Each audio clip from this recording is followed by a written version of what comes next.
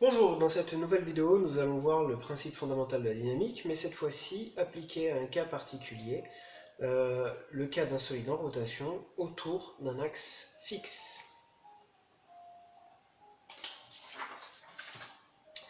Alors, comme toujours, on va déterminer les équations du principe fondamental de la dynamique dans ce cas particulier. Ici, comme j'ai dit précédemment, on va s'intéresser alors à un solide qui sera en rotation autour d'un axe fixe et on considère, hypothèse importante, que le centre de gravité du solide est au niveau du centre de rotation. Alors ça, c'est un cas important qui sera vu en lycée, dans l'enseignement supérieur. On pourra avoir des cas un peu plus compliqués où le solide tourne, mais pas autour du centre de rotation, donc ça va impliquer d'autres phénomènes physiques importants. Alors ici, donc, on va considérer qu'on a des moments qui existent, parce que si notre solide tourne, c'est qu'il y a des moments qui permettent de le générer, et le moment, on va l'écrire M, voilà. Alors, les deux équations du principe fondamental de la dynamique. Premièrement, l'équation des forces, théorème de résultante. Alors cette fois-ci, on dit que la somme vectorielle des forces extérieures est égale à vecteur nul. Alors pour rappel, dans le cas où on est en translation, ici on avait la masse multipliée par l'accélération au centre de gravité. Ici non, dans le cas de la rotation, c'est égal à vecteur nul. Deuxième équation, c'est le théorème du moment. Le théorème du moment, il dit que la somme vectorielle des moments exprimés au centre de gravité, c'est important, il ne peut pas être exprimé en un autre point, c'est obligatoirement au centre de gravité.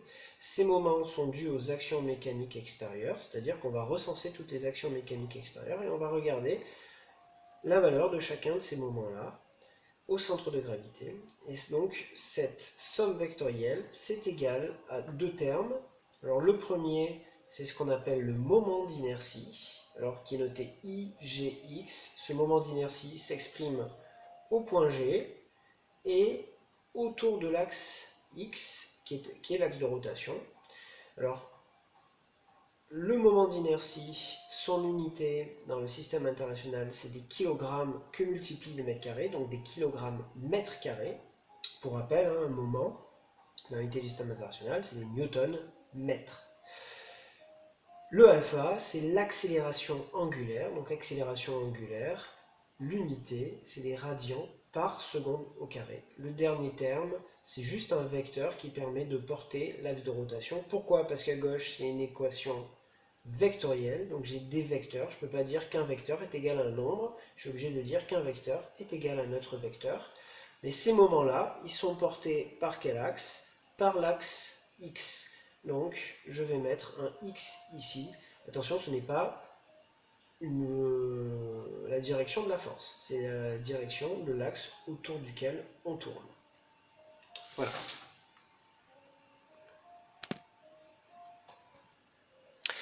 Je fais juste un petit parallèle avec ce qu'on avait dans le cas de la translation rectiligne. Dans le cas de la translation rectiligne, c'était somme des forces, c'est égal au terme de masse multiplié par l'accélération au centre de gravité. Et ici, l'action mécanique, c'est un moment, l'équivalent de la force lorsque je suis en translation. Le terme de masse ici, qui était des kilogrammes, mais ici, on va retrouver le terme de moment d'inertie. Attention, ce n'est pas un moment de force, c'est différent. Moment d'inertie, ça indique juste comment la masse est répartie, la masse du solide est répartie autour de l'axe.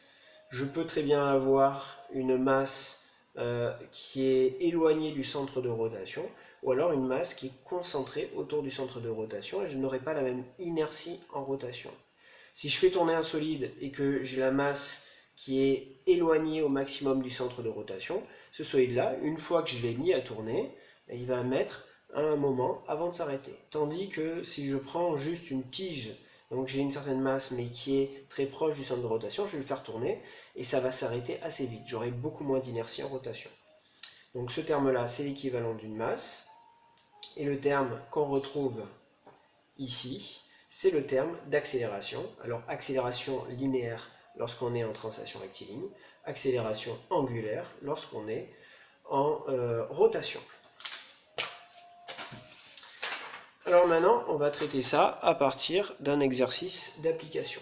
On va considérer une perceuse qui a un couple au démarrage de 0,1 Nm. Attention, c'est pas Newton par mètre, c'est Newton mètre. Elle atteint une vitesse de 3000 tours par minute et elle a un moment d'inertie, le fameux moment d'inertie qu'on a exprimé tout à l'heure, qui est bien en kg mètre carré, qui vaut de 10-4 kg. Alors la première question qui m'est posée, c'est de trouver alpha, l'accélération angulaire.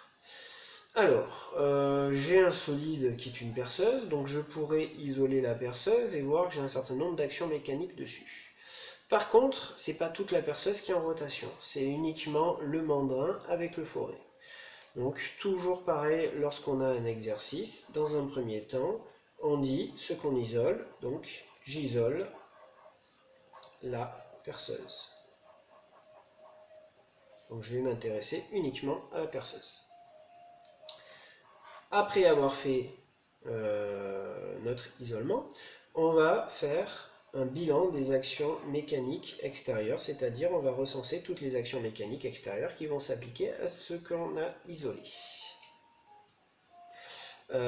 Excusez-moi, on n'a pas isolé la perceuse comme on l'a dit précédemment, on a isolé l'ensemble mandrin plus forêt.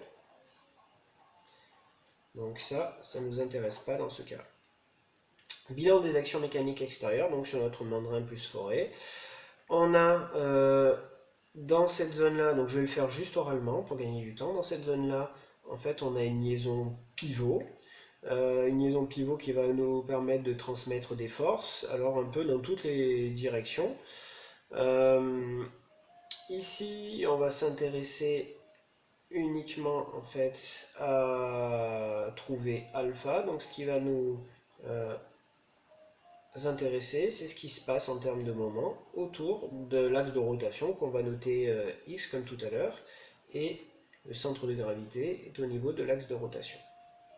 Donc on pourrait exprimer ce qu'on a dans la liaison pivot. On a par contre beaucoup d'inconnus, et le seul terme d'action mécanique qui n'existe pas, c'est le terme de rotation autour de l'axe X, donc on n'aura pas de moment autour de l'axe X généré par la liaison pivot. On va considérer qu'on n'a pas d'action de pesanteur. On aurait très bien pu faire l'hypothèse qu'on avait, ça n'aurait rien changé au problème. Bon, on va se simplifier, on va considérer qu'on n'en a pas. Et dernière action mécanique que l'on a, en fait, c'est le fameux couple de démarrage qui existe. Alors je fais une flèche qui indique un sens de rotation. Je vais considérer que ça tourne dans ce sens-là. Là, j'ai pas d'indication précise qui m'est donnée. Voilà. Donc j'ai recensé toutes les actions mécaniques extérieures, à savoir que j'avais beaucoup d'inconnus dans la liaison pivot, mais que le seul paramètre qui était nul, c'était le moment autour de l'axe X. Ici, j'ai l'action de la pesanteur que je pourrais prendre en compte. Là, on va faire l'hypothèse qu'on ne la prend pas en compte. Et ici, j'ai le couple. Qu'est-ce que je connais sur le couple? Direction X. Sens. Voilà, on va considérer sens comme étant plus X. Ça dépend dans quel sens on tourne, en fait. Et norme, la norme, c'est 0,1 Nm. Donc j'ai recensé toutes mes actions mécaniques extérieures. Ensuite, une fois que j'ai fait ça, je dois appliquer l'équation du principe fondamental de la dynamique. Alors, l'équation ou les équations qui m'intéressent. Ici, je cherche uniquement à caractériser alpha. Comme on a vu dans les équations précédentes, l'équation qui me permet d'exprimer alpha, ce sera l'équation du moment, à savoir que la somme vectorielle des moments exprimés au centre de gravité de toutes les actions mécaniques extérieures, c'est égal à IGX, le moment d'inertie, que multiplie l'accélération angulaire portée par l'axe de rotation. Alors, ce qui va m'intéresser, ce sera uniquement ce qui se passe selon l'axe X pour identifier alpha. Parce que si je projette sur un Y, j'aurai à droite un terme qui est nul, donc je ne vais pas pouvoir identifier alpha. Donc une fois qu'on a nos équations, on va vouloir résoudre. Donc on va faire l'étape de résolution. On n'aura jamais au stade d'équation vectorielle, on va toujours projeter. Ici, on va projeter le long de l'axe X parce que c'est ça qui nous intéresse. Sur l'axe X, qu'est-ce que j'aurai comme moment qui va être généré? J'aurai uniquement le couple de la perceuse, plus 0, ce serait le moment du AP, mais en un point qui passe par le centre de gravité, il est nul. Et j'aurai les moments qui va s'exercer dans la liaison pivot. J'ai dit le seul moment qui n'existe pas, c'est le moment qui est suivant l'axe X. Donc j'ai uniquement C. Ensuite, à droite, donc j'ai IGX, dont je connais la valeur. J'ai alpha, qui est mon inconnu que je cherche, et c'est tout. Donc je vais vouloir isoler alpha. Donc je vais écrire que alpha c'est égal à C divisé par IGX. Ça c'est mon expression littérale. Ensuite, si je veux faire l'application numérique, pour trouver la valeur de alpha, ben, je vais remplacer chacun des termes par sa valeur. C, il vaut 0,1 Newton-mètre, je suis dans la bonne unité, donc je n'ai pas besoin de convertir. Et IGX, il vaut 2 10-4 kg/m². Il est dans la bonne unité, je n'ai pas besoin de convertir. Donc, si je fais le calcul, ça me fait 0,1 divisé par 2 10-4. Et donc, si je fais le calcul, je vais trouver une valeur de 500. Je suis dans l'unité du système international, donc radian par seconde au carré. Ensuite, je vais vouloir trouver alors, le nombre de tours et le temps mis pour atteindre une certaine vitesse. Ce temps, on va l'appeler le temps T1. D'accord ? Pour faire ça, ben, c'est un exercice de cinématique analytique classique. Alors je suis en M mouvement, R de rotation uniformément varié. Donc je vais avoir le même type d'équation que dans un MTRUV, sauf que les paramètres ils s'écrivent différemment. Alors l'accélération elle s'écrit pas A, elle s'écrit alpha, donc c'est une fonction du temps, donc entre parenthèses t.